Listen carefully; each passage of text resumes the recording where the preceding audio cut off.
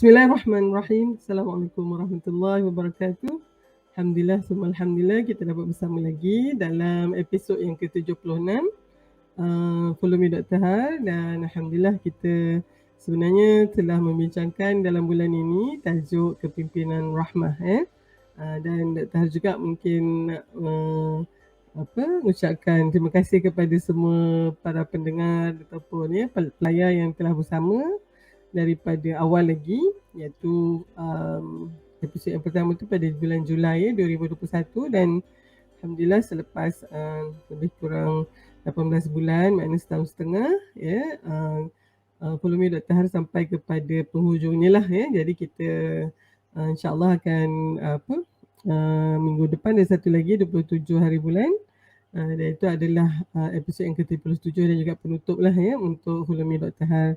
Jadi kita ada membincangkan lebih kurang 18 topik lah sebenarnya kalau ikutkan setiap bulan itu ada temanya.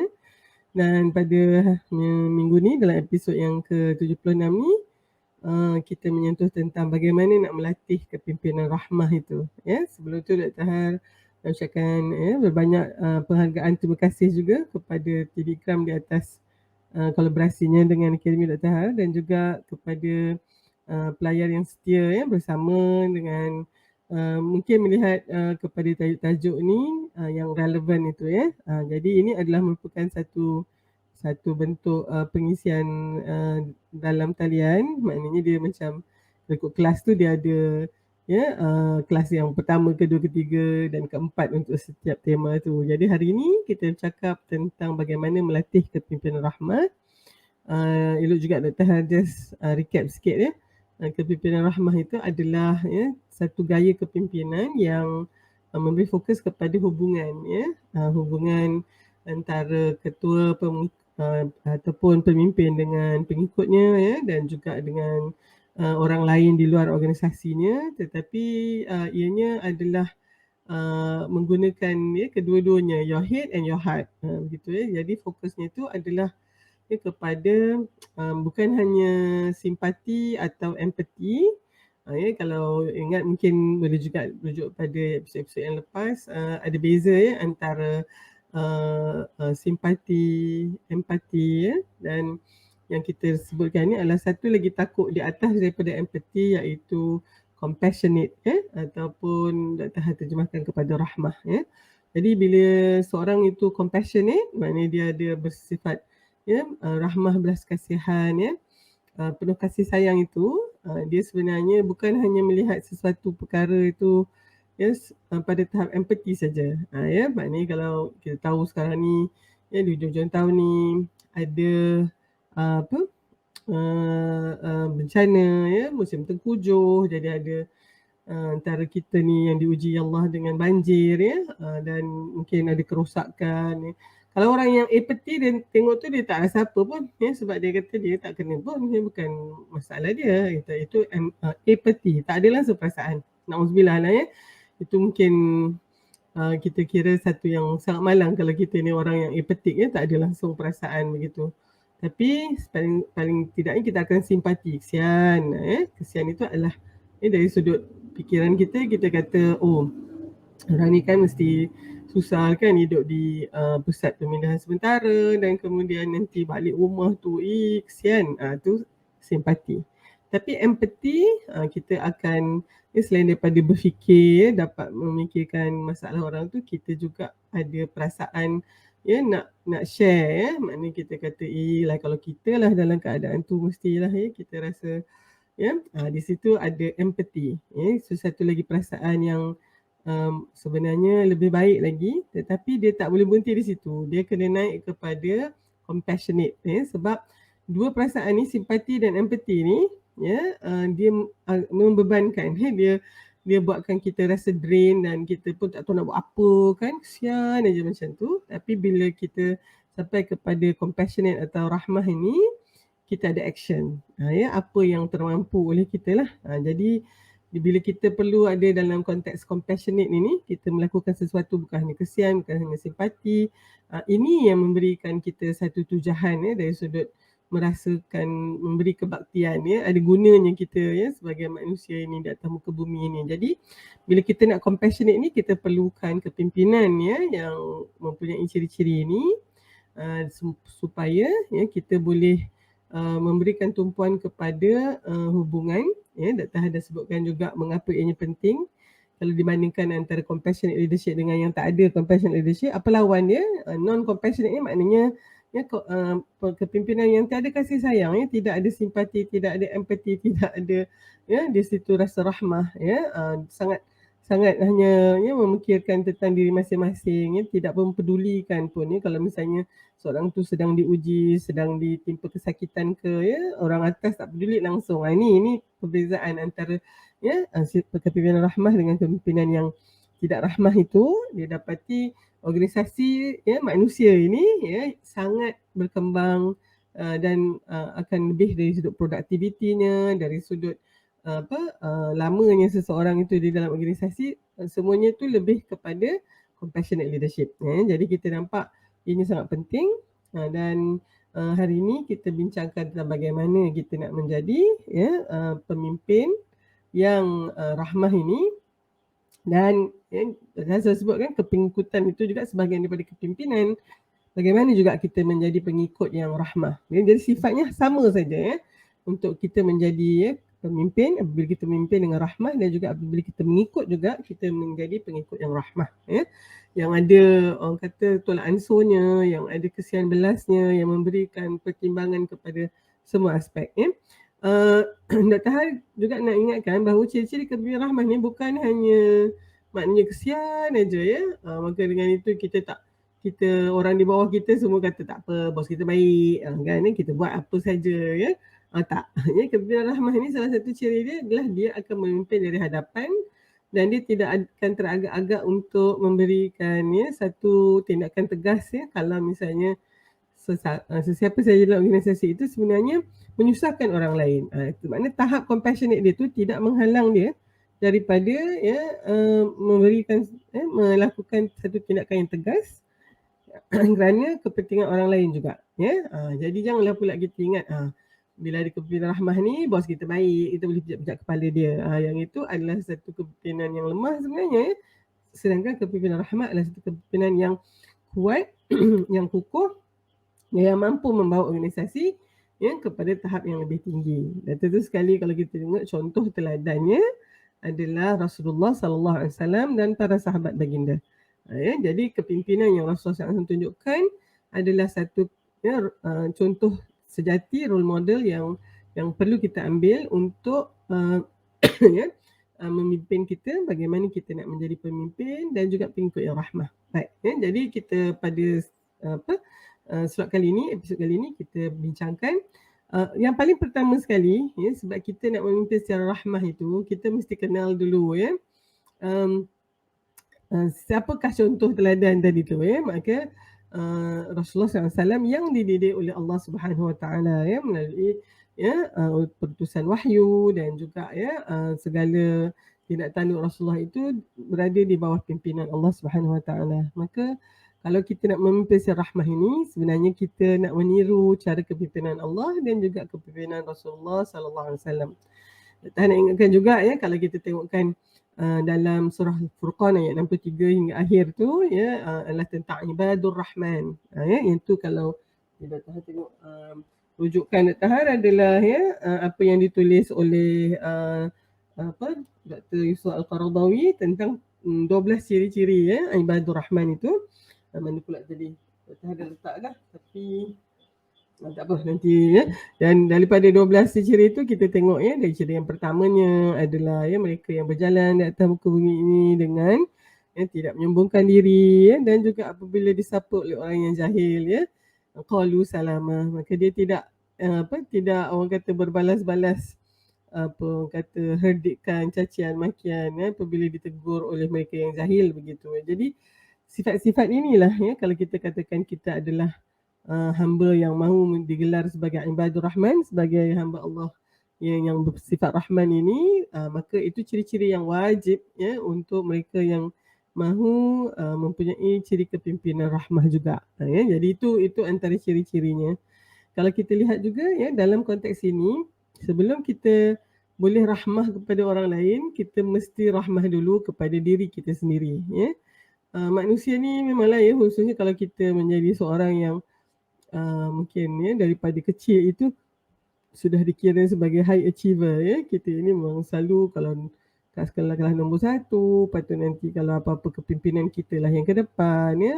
Semua mempunyai itu, kadang-kadang kita mungkin ya menjadi begitu orang kata asyik dengan diri sendiri ya. Maknanya kita merasa oh kita hebat ya, kita merasa kita ni memang tak boleh diungguli orang lain begitu. Jadi itu satu, ataupun satu lagi kita menjadi terlalu keras terhadap diri kita sendiri. Maknanya ya kita paksakan diri kita hingga mungkin tidak memberikan hak-hak kepada diri kita sendiri, itu pun tak boleh juga ya. Jadi dalam konteks ini ya, bagaimana nak melatih diri sebagai pemimpin yang rahmah ini, kita mesti pertama sekali melihat ke dalam diri, adakah kita ini bersifat rahmah kepada diri kita sendiri. Ini yang dipanggil ya sebagai self compassion ya, ataupun kita lihat sebagai ya belas kasihan kepada diri kita sendiri. Okey. Itu nanti kita huraikan.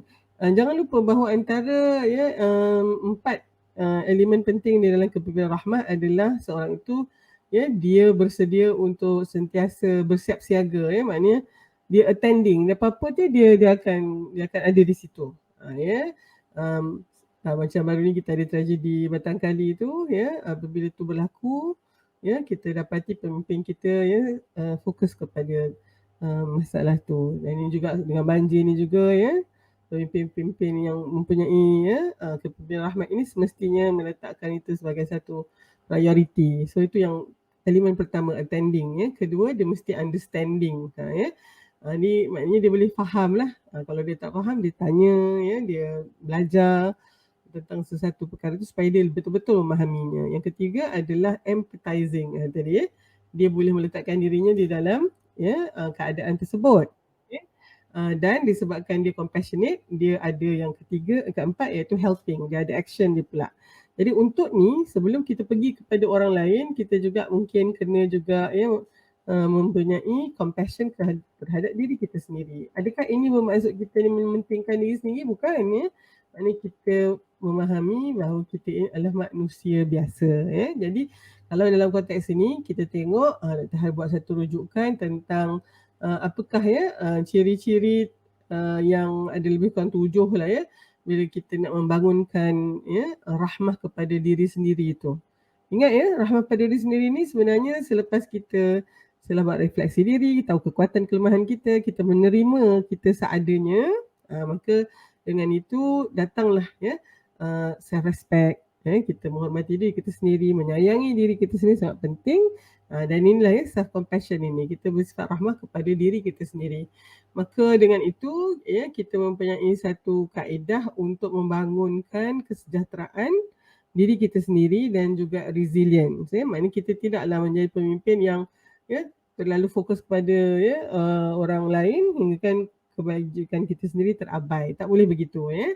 Jadi yang penting sama juga kita kena ada attention, kita kena mempunyai satu kesedaran tentang apa keperluan diri kita, siapa kita, kekuatan kita, kenapa kita buat sesuatu ini ya. Kemudian kita mesti ada keberanian ya, keyakinan ya bahawa kita boleh lakukan ini. Kita mungkin tak boleh lakukan bersama-sama seorang diri, maka kita kena dapat bantuan orang lain, tapi kita berani. Taklah pula lawan berani ni penakut. Kalau penakut tu maknanya kita ya mungkin akan menghalang diri kita daripada ya melakukan sesuatu yang sepatutnya kita buat kerana ketakutan kita tu ya.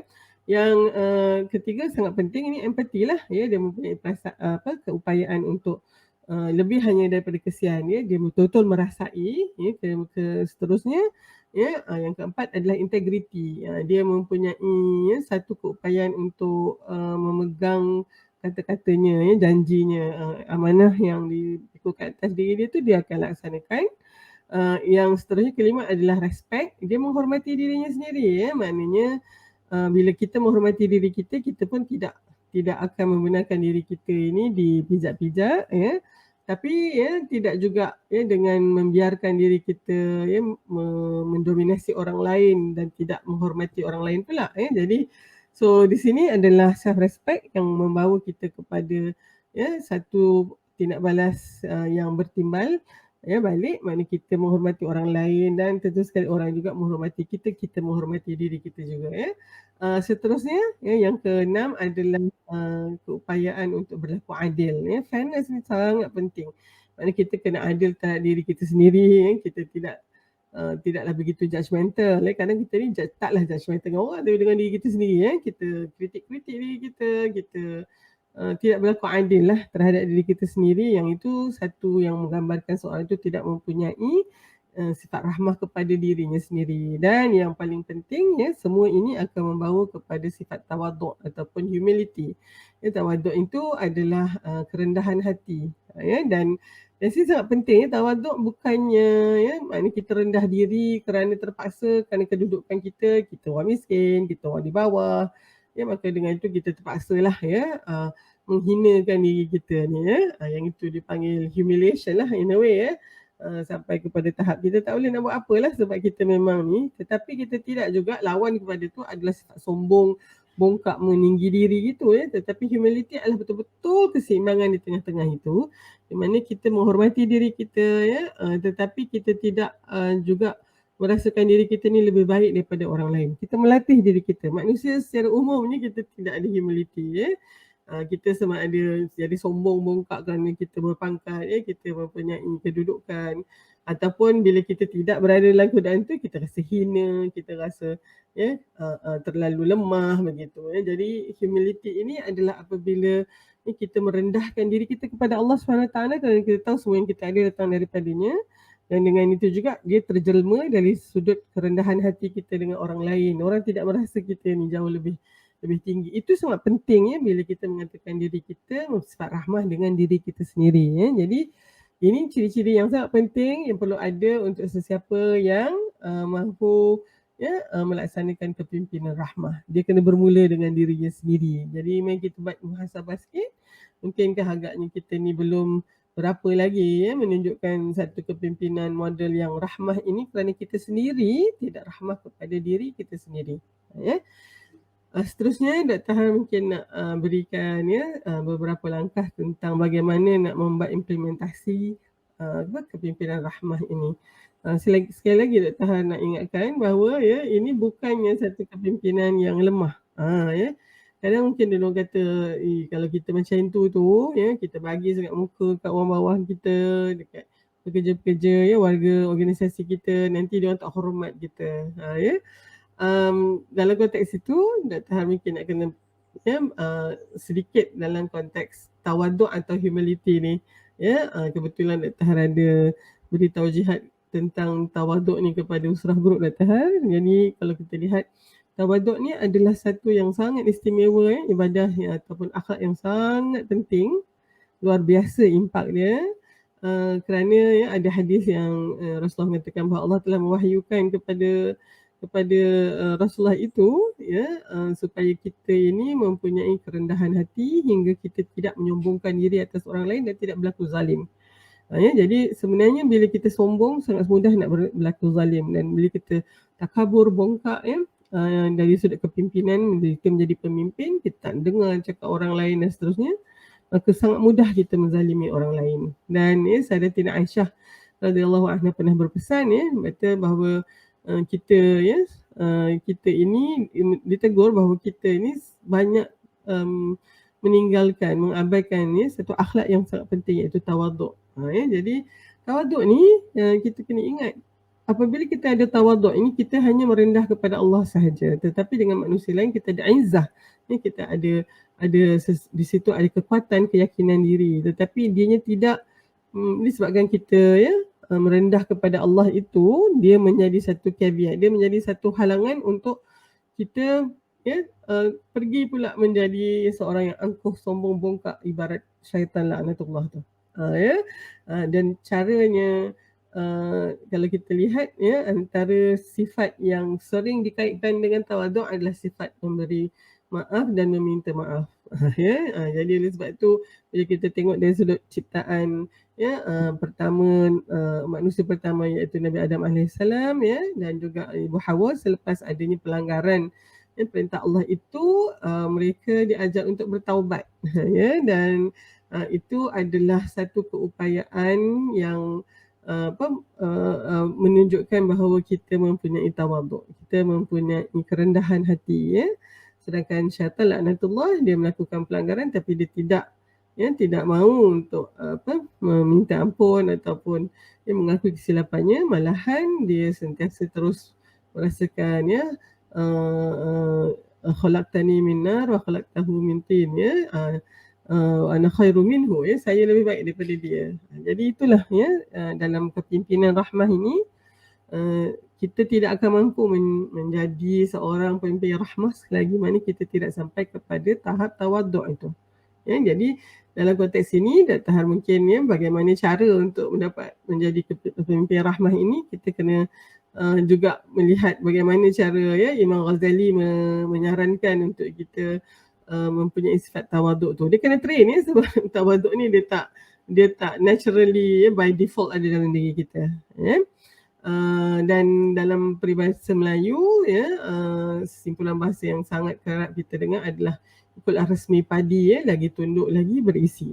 Yang itu sangat dalam itu pemerhatian, ya, dan ketelitian orang dulu memberikan satu analogi, ya, beras padi yang merupakan makanan, ya, ruji kita, ya, staple food kita itu, kita tengok apabila, ya, dia pada peringkat awal nampak macam lalang saja kan, tapi bila tumbuh bunganya tu, di peringkat awal tu bunga tu pun naik macam anak begitu, tetapi apabila, ya, biji-bijian beras itu mula berisi, makin lama dia makin berat dan akhirnya dia akan tunduk. Yang paling tunduk itulah yang sebenarnya yang paling berisi. Jadi itulah juga sifat tawaduk ni, ya, analogi yang sangat baik, ya. Jadi oleh sebab tu kita lihat sifat pertama untuk pemimpin rahmah ini mestilah ada tawaduk, ya. Dan Imam Ghazali mengingatkan kita bahawa, ya, bila kita tengok orang yang lebih tua, maka kita kena cakap dengan diri kita bahawa orang ini lebih lama hidup, lebih banyak ibadatnya, ya,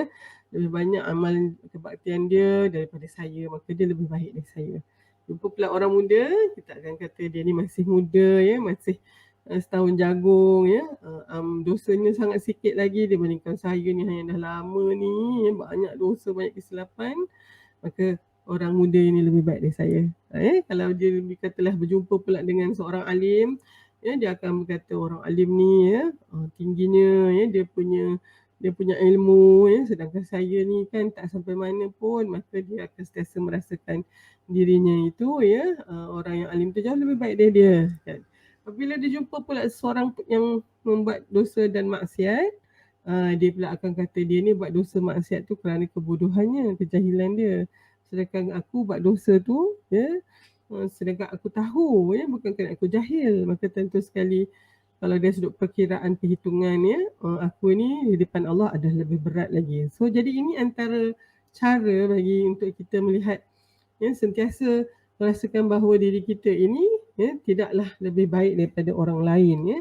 Tapi bukannya maknanya kita merendah diri, ya, maknanya saya ni siapa sajalah, ya, hamba pacal yang ini. Itu it's a forced humiliation. Maknanya dia nak jadi, dia tak dapat nak buat macam mana lah sebab dia memang kedudukannya rendah. Tapi ni, ya, pada pandangan saya tawaduk ni, kita rasakan tawaduk ni memang ciri pemimpin yang sangat dihargai, sangat penting untuk kepimpinan rahmah. Kerana dia sebenarnya sudah berada pada kedudukan yang tinggi, ya. Kalau dia nak sombong pun orang macam bukanlah ni macam, tapi orang kata yang patutlah kot sebab dia memang, ya, dia paling tinggi kedudukan nombor 1, ya, daripada, ya, ranking yang lain, ya, dia lah yang paling kaya, yang paling segala-gala contohnya kan. Tapi dalam konteks ini, ya, despite all that, ya, dia memilih untuk bersifat tawaduk.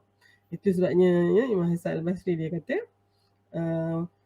tawaduk yang sebenarnya apabila kamu keluar daripada rumah, ya, kamu lihat seseorang, ya, kamu yakin bahawa orang itu jauh lebih baik daripada kamu.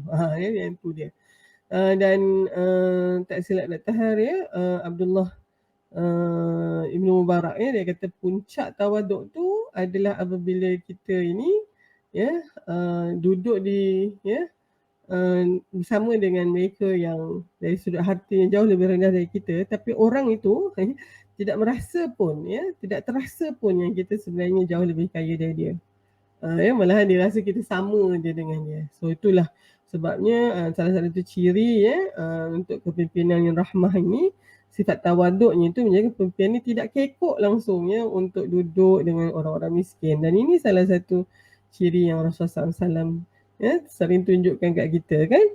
Jadi dibandingkan dengan mungkin pemimpin-pemimpin yang hebat pada zaman itu, duduk di istana orang tak boleh nampak, hanya orang tertentu saja, orang hamba yang bawah-bawah ni langsung tak boleh tengok. Tapi Rasulullah SAW bergaul bersama, itu adalah satu yang sangat penting untuk kepimpinan rahmah. Jadi dalam organisasi kita pun, kalau kita ni jenis yang memang tak kaul pun dengan orang, duduk je lah dekat tempat kita, hanya berapa orang saja yang boleh akses kepada kita, saya Dr. Han rasa itu sendiri sangat sukar untuk kita mengatakan bahawa kita telah mengamalkan kepimpinan rahmah. Jadi oleh sebab tu Dr. Han mungkin nak bagikan juga di sini 9 langkah bagaimana kita nak mengimplementasikan kepimpinan rahmah ini yang dirasai oleh semua itu Pertama, kita mesti berupaya untuk menyatakan visi dan misi kita. Apa yang kita nak daripada organisasi kita tu. Kepimpinan rahmah ni dia mesti ada yang itu. Jadi janganlah kalau kita kata tak apalah, saya sebenarnya sebab saya kepimpinan rahmah, saya ikutlah semua orang nak apa, kita kira masing-masing lah. Saya tak nak paksakan. Tak. Pertama sekali untuk jadi satu kepimpinan ni sama juga dengan kepimpinan gaya yang lain lah. Kita mesti berupaya untuk express our vision. Maknanya kita sebagai pemimpin, kita mampu menerangkan, memperincikan apakah visi dan misi organisasi kita. Kita nak ke mana ni? Itu mesti ada dulu. So daripada situ macam samalah dengan kepimpinan lain malahan kalau misalnya seorang tu dikata pemimpin tapi dia tak boleh merangka atau membawa orang yang mengikut dia tu kepada satu haluan itu sebenarnya bukan pemimpin. Jadi samalah juga di sini, pemimpin rahmah itu mesti bermula dengan mampu memperjelaskan visi ataupun hala tuju di mana dia nak bawa organisasi dia dan pengikut dia. Kedua, kita mesti berupaya untuk berkongsi keyakinan kita tentang apa yang sedang kita nak buat ni. Maknanya kita mesti percaya dengan visi ni dan yakin kita boleh begitu untuk mencapainya.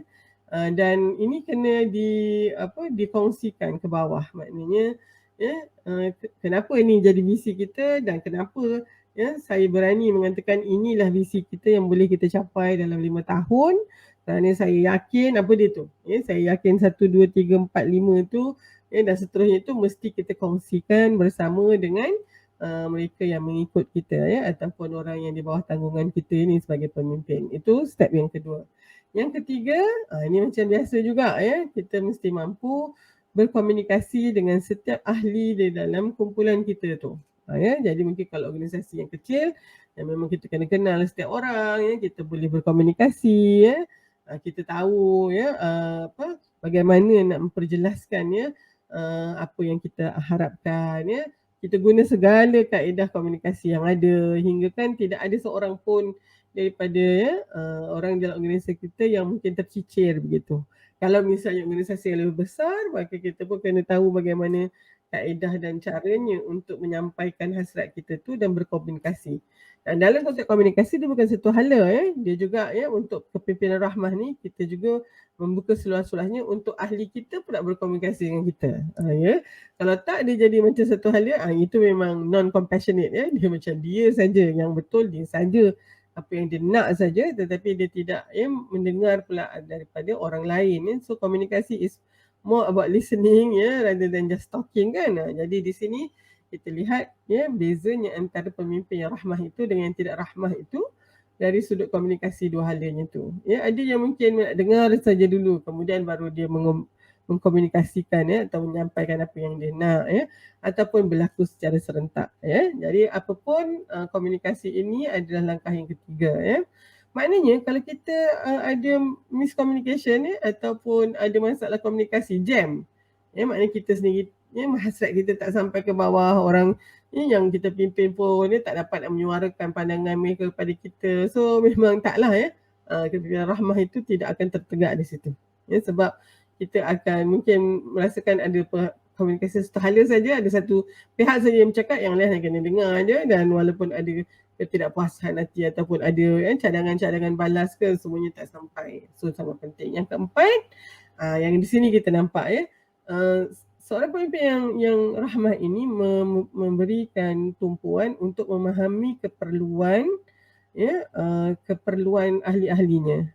Maknanya dia cuba memahami kenapa ada mungkin bahagian tertentu, unit tertentu ada keperluan yang berbeza jadi dan itu belum lagi setiap individu tu Jadi itu satu yang tidak akan dia skip sebab kadang ada pemimpin yang menganggap ni tak penting kan saya buang masa je nak kenal, nak tahu apa keperluan, tapi tak, kalau kepimpinan rahmah ni ianya penting supaya yang penting di dalam kepimpinan rahmah adalah pengikut merasa selamat merasa didengari, selamat dan dihargai. Itu dia feel respected, they feel valued and they feel cared for. Itu antara 3 natijah apabila kita mempunyai kepimpinan rahmah. Yang kelima, kita membuat perubahan itu bermula dengan diri kita sendiri. Itu tadilah, kalau kita nak kepimpinan yang rahmah, maka kita sendiri ada rahmah kepada diri kita sendiri. Apa saja perubahan yang kita nak ahli-ahli kita, anggota dalam warga organisasi kita perbuat, khususnya daripada satu mungkin amalan yang tak berapa sihat kepada yang lebih sihat, dia kena bermula dengan kita. Yelah, tak maulah juga kita suruh je orang, kita masih lagi melakukan perkara tersebut. Okay. Yang keenam, kita mesti melihat kepada satu, kita berikan tumpuan dan keutamaan untuk membangunkan kekuatan ahli-ahli ataupun pengikut kita. Kita tidaklah sentiasa membawa masuk mungkin unsur-unsur luar, sebab kita kata kita tak ada kekuatan tu, jadi kita tak bina, kita tak bangun, tapi kita just import daripada luar dengan harapan dia dapat membangunkan organisasi kita. Yang itu kurang rahmah. Maknanya lebih rahmah itu adalah apabila kita memberikan pelaburan daripada membawa mungkin kepakaran luar, tetapi membina. Kita bolehlah engage seorang dua untuk melatih ahli-ahli kita, tapi kita akan membangunkan kekuatan kita sendiri. Itu lebih baik, itu lebih organik kan. Yang ketujuh, ini sekali lagi menunjukkan sifat empati itu. Maknanya memang kena selalu dikomunikasikan bahawa dia faham, dia cuba dengar, dia bersedia untuk mengambil tanggungjawab dan dia sedia untuk membuat perubahan pun sekiranya apa yang mungkin arahan sebelum ini menyusahkan ataupun membuatkan sesuatu yang agaknya mudah menjadi lebih sukar tapi ini hanya boleh tu kalau adanya step yang ke-8, iaitu menerima dan juga mampu memberikan maklum balas yang berkesan. Jadi di situlah kita boleh memperbaiki suasana kerja di mana kita tadilah juga satu bentuk komunikasi yang baik. So kita mengalu-alukan maklum balas dan maklum balas ni tak semestinya yang nak kita dengar saja kan. Malahan kita perlu dengar. Itu dia yang lebih penting supaya kita boleh membuat fine tuning lah. Dan akhir sekali kita memilih tim kita tu. Mungkin maknanya kalau kita ada satu cita-cita untuk kepimpinan rahmah, maka kita kena pastikan ahli di dalam organisasi kita juga mempunyai paling tidaknya cita-cita peribadi yang hampir sama, mempunyai ciri-ciri akhlak yang sudah ada dibandingkan dengan mereka yang mungkin kena dilatih lagi sebab dia memang tidak biasa dengan satu bentuk cara hidup yang rahmah itu.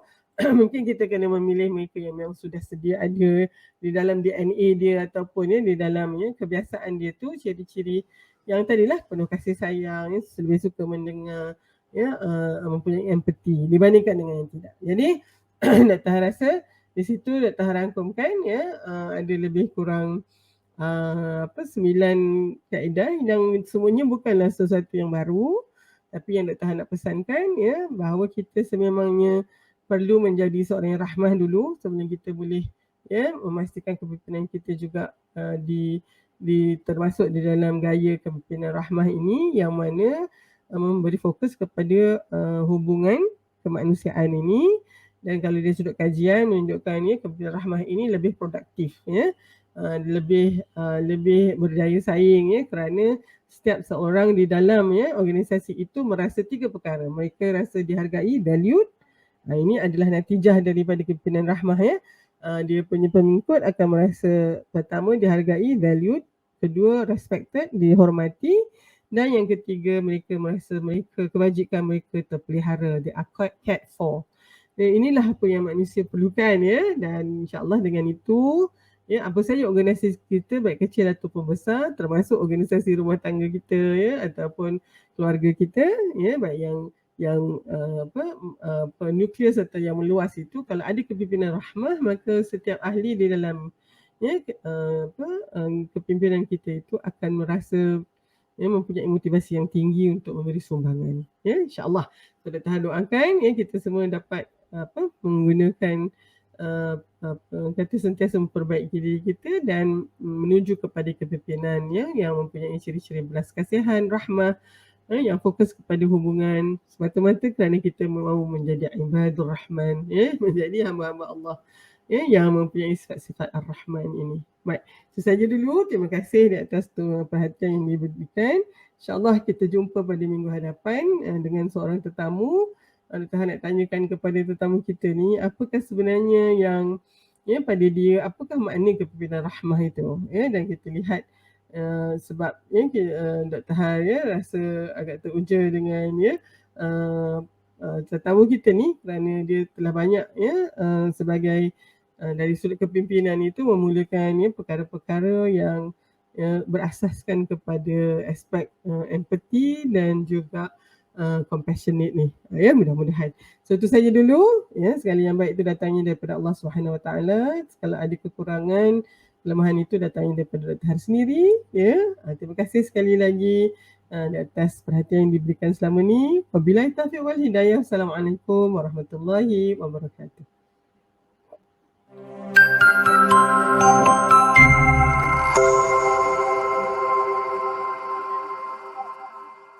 Bersama membina masyarakat rahmah, Tibika.